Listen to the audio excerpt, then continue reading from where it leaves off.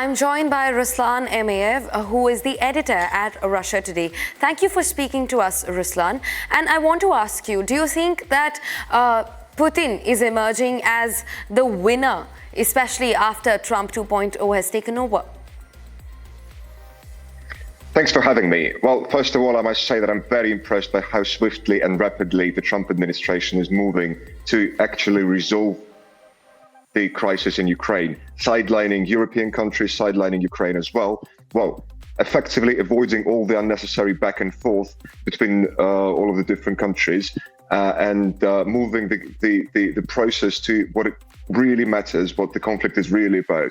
That is the relationship between Russia and the West, Russia and the United States in particular.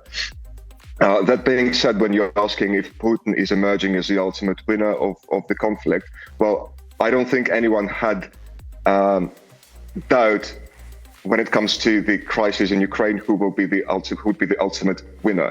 I would want to draw your attention to something more important, in my opinion, is that right now with the negotiations in Riyadh, we observed some start of the changing international system, something that will be forming after the end of the crisis in Ukraine, something that we'll call probably post-Ukraine war system. Right. That's what's important. Also, if Ukrainian President Volodymyr Zelenskyy puts up his papers and leaves the post, do you think then this war will finally come to an end and will culminate? As I've mentioned, I don't think that this crisis and this conflict has been about Zelenskyy. I don't even think that it's been the objective of Moscow or Russia to remove Zelenskyy from power. The conflict ultimately is about the relationship between Russia and the West and the United States. Russia has been vocal about its dissatisfaction about the West, the US in particular, moving and building up its military infrastructure in Ukraine and moving the NATO closer to Russia's border. That's what matters. The conflict will end when Russia secures that, or when the terms and conditions of the peace will be satisfactory to Russia in this particular regard. I don't think Zelenskyy has anything to do with that. So the rhetoric that we've heard from Trump in the last couple of days is more about, in my opinion, pushing Zelenskyy to actually negotiate. Right.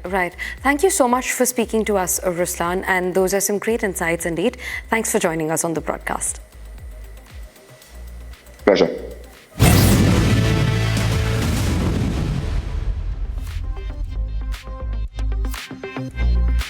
A convicted serial rapist, Ramesh Khati, now accused of raping an 11-year-old speech and hearing impaired girl in Madhya Pradesh's Rajgarh district, was arrested in a joint operation by the state police along with forces from Rajasthan and Uttar Pradesh.